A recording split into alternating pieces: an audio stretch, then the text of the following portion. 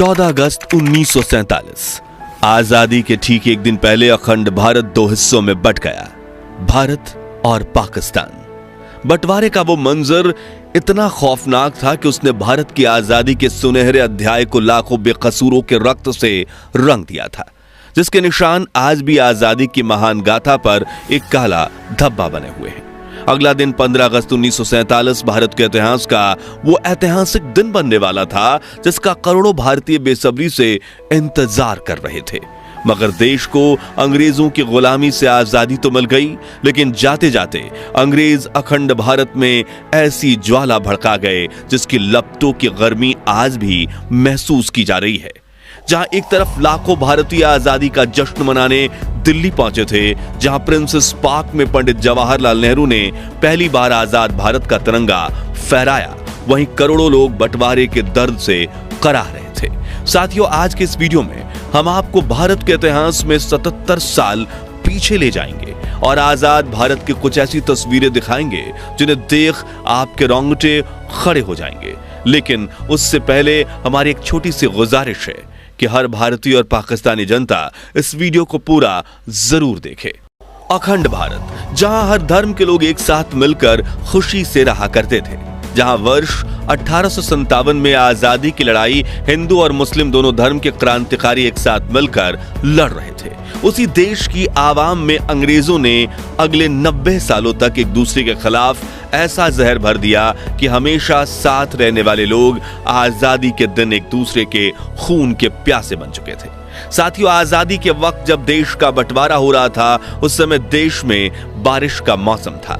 कई इलाकों में बहने वाली नदियां ओवरफ्लो हो चुकी थी।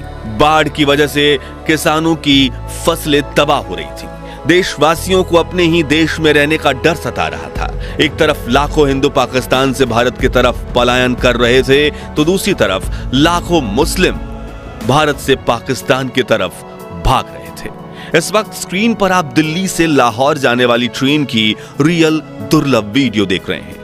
लोग ट्रेनों की छतों पर बैठकर सफर करने में मजबूर थे और जिन्हें ट्रेन नहीं मिल रही थी, उनमें से कुछ लोग ट्रकों में बैठकर पलायन कर रहे थे, कुछ लोग बैलगाड़ियों का सहारा ले रहे थे, तो कुछ परिवार एक छोटी सी साइकिल पर अपना बचा कुचा सामान लादकर देश से दूसरे देश की तरफ दौड़े जा रहे थे।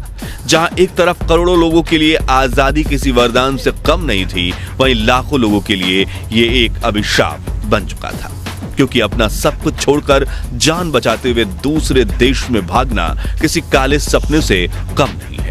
हालांकि बंटवारे की यह दास्तां तो आजादी से कई साल पहले ही लिखी जा चुकी थी, क्योंकि अंग्रेजों ने देशवासियों में धर्म को लेकर ऐसा जहर भर दिया था जिससे कई पॉलिटिकल लीडर्स ने तो धर्म के बल पर ही अपनी पार्टीज बना ली थी।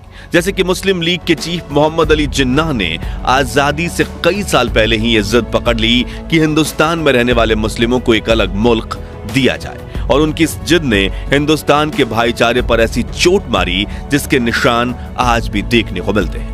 इस वक्त आप स्क्रीन पर जिन तस्वीरों को देख रहे हैं वो उस वक्त की हैं जब मोहम्मद अली जिन्नाह ने पाकिस्तान के गवर्नर जनरल बनने की शपथ लेकर अपनी जिद पूरी की थी और भारत से ही एक अलग मुल्क खड़ा कर दिया था, जिसके बाद वो अपनी पसंदीदा कुर्सी पर विराजमान हुए थे। हालांकि देश के बंटवारे को रोकने के लिए महात्मा गांधी, सरदार वल्लभ भाई पटेल और पंडित जवाहरलाल नेहरू जैसे दिग्गज नेताओं ने मोहम्मद अली जिन्नाह को भारत का पहला प्रधानमंत्री बनने तक का ऑफर दे दिया था।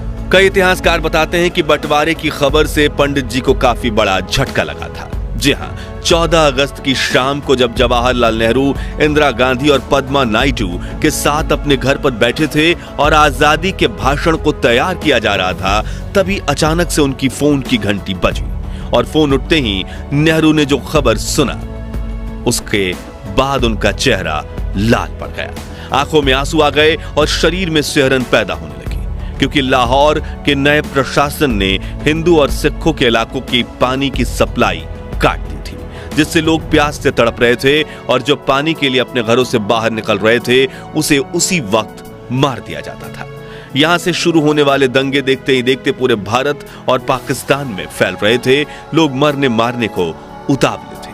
खैर, अपने आप को संभालते हुए 14 अगस्त की रात 11:55 पर नेहरू संसद के सेंट्रल हॉल में भाषण देना शुरू करते हैं उन्होंने कहा, हमने नियति के साथ एक वादा किया था और अब समय आ गया है कि हम अपना वादा पूरा करें। शायद पूरा नहीं, लेकिन जहां तक हो सके वहां तक। ट्रस्ट विद डेस्टिनी नाम की पंडित जी की यह भाषण सुनने के बाद महात्मा गांधी के नाम का नारा लगाते हुए देशवासियों ने आजादी का शंख नाद बजाया था। लेकिन करोड़ों देशवासियों को क्या पता था कि कुछ इलाकों में देश की आवाम इस आजादी की कड़ी कीमत चुका रही है। इस वक्त स्क्रीन पर आप भारत और पाकिस्तान के रिफ्यूजी कैंप्स की कुछ दुर्लभ वीडियोस देख रहे हैं।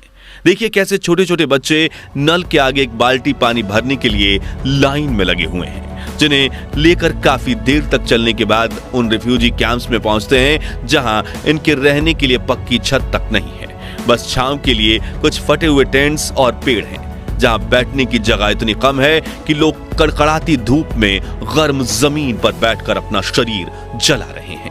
बच्चों के पास पहनने के लिए कुछ कपड़े तक नहीं बचे।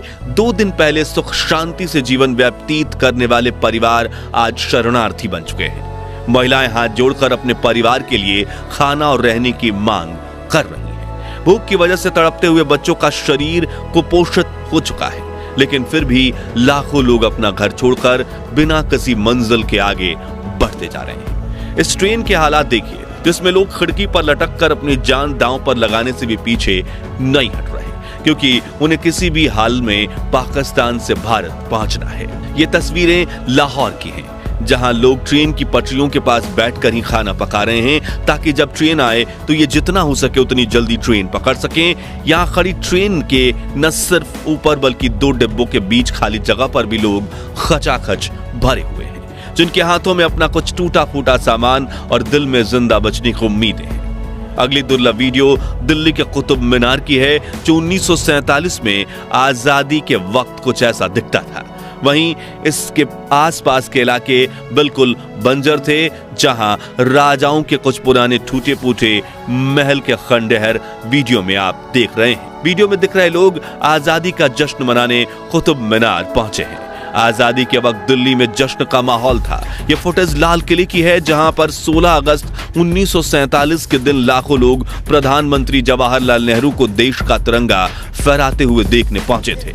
हालांकि 250 सालों तक गुलामी की जंजीरों में बांधकर रखने के बावजूद 1947 में जब अंग्रेजों ने भारत को आजादी दी थी, तब उन्हें खुद पर इतना गर्व था कि वह सर ऊंचा करके बैंड बाजे के साथ और परेड के साथ भारत छोड़कर जा रहे थे। ये उसी दौर की एक रेयर फुटेज है, जिसमें आप देख सकते हैं कि मार्च 1947 में जब अर्ल लुइस माउंटबेटन और उनकी बीबी एडविना दिल्ली में आई थी, तो कैसी शानदार परेड निकाली गई थी। जिसके बाद आने वाले महीनों में अंग्रेजों ने जवाहरलाल नेहरू और मोहम्मद अली जिन्ना की कई मीटिंग्स करवाई, जिसमें जवाहरलाल नेहरू ने बिल्कुल पास बैठे लुइस माउंटबेटन ने ही अगस्त में भारत को आजादी देने की बात रखी थी। साथ ही यहीं पर देश को 2 टुकड़े में बांटने का निर्णय लिया गया था, जिसमें शांति से भारत को आजादी दी जा सके। लेकिन असल में जो हुआ उसके बारे में सोचकर हमारी रूह कांप जाती है। दोस्तों, अगली फुटेज देखकर आपकी आंखों में आंसू आ जाएंगे। जी हाँ, ये उस वक्त कुछ लोग भूख से तड़प कर मर गए थे। हाथ में थाली लिए रिफ्यूजी कैंप में हमारे देशवासी 2 मुट्ठी खाने के लिए लंबी कतारों में लगे। जब उन्हें खाना मिल रहा था तो उनके चेहरों पर जो मुस्कुराहट दिख रही थी ना, वो देख मेरे आंखों में आंसू आ गए। लेकिन यह कहना गलत नहीं होगा कि महात्मा गांधी, पंडित जवाहरलाल नेहरू, सरदार वल्लभ भाई पटेल, लाल बहादुर शास्त्री, डॉक्टर भीमराव आंबेडकर और कई महान नेताओं ने इतने मुश्किल हालातों में भी देश को संभाला, और आज हम भारतीय ब्रिटेन से भी कई गुना आगे निकल चुके हैं। खैर, आपको ये जानकर हैरानी होगी कि इस बंटवारे में करीब 2 करोड़ लोगों ने अपना देश छोड़ा था और 10 से 15 लाख बेकसूरों की जान गई थी। मगर यहाँ अफसोस की बात यह है कि ब्रिटिशर्स ने हम भारतीयों के साथ इतने घिनौने जुर्म किए जो भारत के इतिहास में खून के लाल अक्षरों से दर्ज हैं।